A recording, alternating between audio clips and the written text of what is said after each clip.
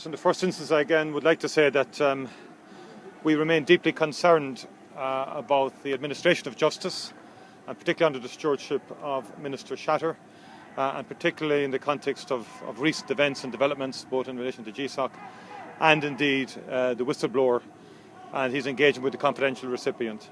I would say that it's incumbent on the Minister for Justice to come before the House, Dáil Éireann, and to correct the public record, to apologise to the Garda whistleblower Maurice McCabe, in particular for misleading the House in saying that he did not cooperate with the Omani inquiry, whereas we know that the Omani inquiry did not interview Maurice McCabe. And I think a severe wrong was done to the whistleblower, and that I think has wider ramifications for the whole culture of whistleblowing in our system. And as I said this morning, what whistleblower in their right mind would come before the Garda system now, given the treatment that was meted out to Maurice McCabe, and the arrogant dismissal by Minister Shatter of the various complaints that he has made over a long period of time to him, to the Taoiseach and to the Justice Department, among others. I would also say that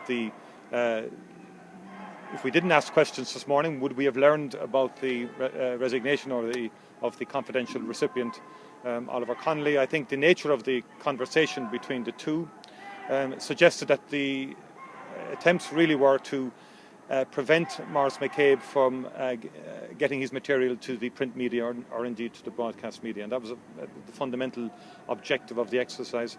I myself, having listened to the audio tape of that transcript last Friday, and I also met Mr. McCabe, and I formed the opinion that he was a credible person, that he had gone through all of the due processes, beginning with line management, right through to the Department of Justice, to the Department of Taoiseach, to the Department of Transport, the Road Safety Authority, who were also heavily involved in this and who behaved commendably, as did the Controller and Auditor General. And only for them, I don't think we'd be here today in terms of the revelations that we now have, and indeed in vindicating the good name of Sergeant Maurice McCabe. I have sent material now to the Taoiseach in relation to other issues that the whistleblower has raised pertaining to issues outside of the penalty points dossier, but which relates to the failure to fulfil basic functions in terms of a range of cases, very, very serious cases involving abduction, assault, and ultimately murder, which leaves huge questions for response. I've sent those to the Taoiseach. I would say to the Taoiseach that they're not something that should just be referred back to justice again, because we've been around that circle far too often now with absolutely no clarity emanating or any real fundamental response taking place. So I think we're heading towards an independent investigation into all of this. There has to be at arm's length from the Minister for Justice and from the Department of Justice. Finally, what I'd say, there's a very important report which was commissioned by the Minister and conducted by the Garda Inspectorate on the penalty points issue, which I understand is now with the Minister, and I hope he fulfils his commitment to publish that without any undue delay and unvarnished.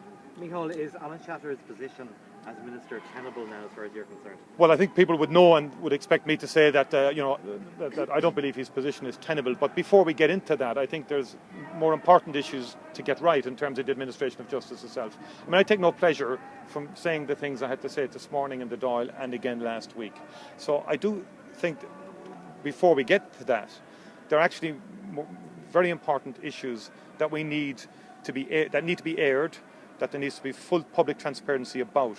And one is the treatment of the whistleblower himself by the system, by the Minister for Justice, by the Department of Justice. That is critical that it happens, because otherwise I think huge damage will have been done to the concept and to the culture of whistleblowing and to encouraging people across the system in different departments, in different disciplines, to come forward. As somebody who I met outside of the Gardaí and outside of Mr. McCabe said to me, just think of the Neary case in Drogheda. Just think of the debt we owe to whistleblowers there for stopping what went on in that hospital. It's the exact same principle applies here in the justice system.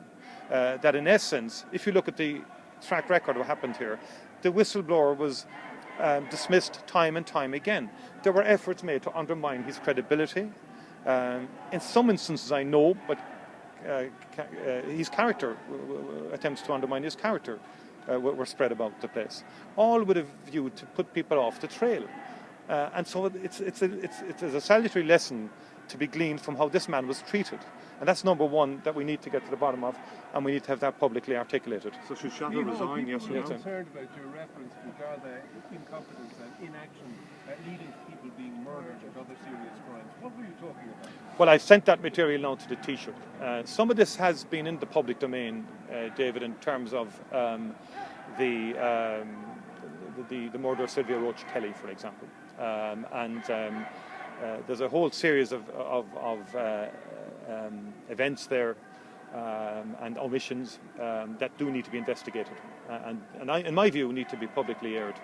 And I think, and apparently there are other issues. I received a sample of about 10 this morning.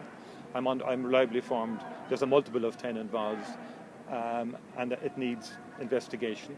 I think it has to be by a commission of inquiry in my own mind, so that we can independently and honestly, free from politics, have all of these issues investigated. Not with a view, going after it, it's with a view to ensure that we can restore public confidence in our administration of justice and bring in systems that can ensure that these kind of things do not happen again in the future. Will you publish these yourself eventually? Well, I've sent them to the Taoiseach right now. I'm awaiting the Taoiseach's response. I'm saying to the Taoiseach, I don't want it just sent to the Department of Justice for report, and we'll take it step by step. Can we just clarify? Do you think Alan Shatter should resign? Yes, I believe his position is not tenable, but I'm very clear that that's not my immediate focus. My immediate focus is the administration of justice and getting these issues sorted. I don't want to go down another track quite yet in terms of that, because I think there's more fundamental issues that are bigger than personalities that need to be dealt with by the government in an independent and comprehensive way. In relation to the documentation that you sent to the Taoiseach, is this personal testimony from individuals? Is this reports, or what is it's material I've received from the whistleblower, and it details a number of assaults, abductions and so on, and it details the circumstances surrounding those, how they were treated, how they were dealt with, and the consequences for the victims over considerable time, years. Micheal, is this separate from the transcript and the tape with the confidential? Yeah, there are references in the conversation to some of this, and in fact when you read some of the material that I was handed this morning, it dovetails with the conversation between the confidential recipient. So the confidential recipient would have been aware of all of this. That's my point. Would have been aware of all of this, but it went nowhere. It just went nowhere, and it was buried in the sand. And the whole story seems to be, wherever this rose, began to threaten coming through the surface or above the parapet, it was buried, or attempts were made to bury it. You can see this trend and pattern right across from the right across the various investigations that have taken place, even up to the Public Accounts Committee. You saw what happened there too. Attempts being made. Maybe it shouldn't look at this and shouldn't look at that. And I think it all forms part of a pattern that we've got to bury this stuff. And whatever happens, in the words of the confidential recipient, this must not get to the print media or the broadcast media, because people will come after you. But Micheal, are you suggesting that there are dozens of cases of serious crimes, including assault and murder, where for one reason or another the perpetrator was not pursued by Gardaí? These assertions these assertions have been made. There's documentation there. I'm saying it needs to be investigated, and the only way we can properly do that is via a Commission of Inquiry Act, which is independent with full powers. That is the only way it can be done. Are you concerned that the dismissal of Oliver Connolly will then only further undermine Maurice McCabe further, in that in the transcript, in fact, the whistleblower said that he believed McCabe was a good man and that he believed he was right in what he was doing? It doesn't undermine Maurice McCabe whatsoever, but I think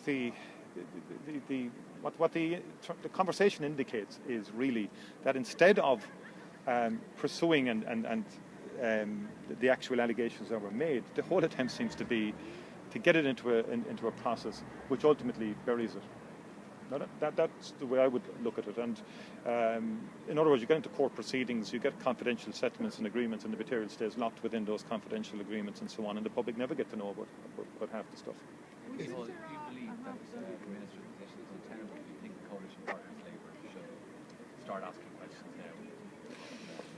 Well, I mentioned this morning in the House that from the information I have gleaned, and I don't have all of the information, I would say that Minister Varadkar internally did stand up, from what I know, and would know a bit more about this as a result of that, and that's why it ended up on the Road Safety Authority's board. So they considered the Omani report at its board meetings for quite a lengthy period of time, and in fact sent it back to government and sent it back to Minister Varadkar, saying there are huge failings in this, i.e. number one, that there was no investigations or no interview with the whistleblower. So yes, and I think questions are probably being asked. I don't know, but it's a bit late in the day, and they need to move quickly. Because I think public confidence in the administration of justice is at risk if they don't move quickly.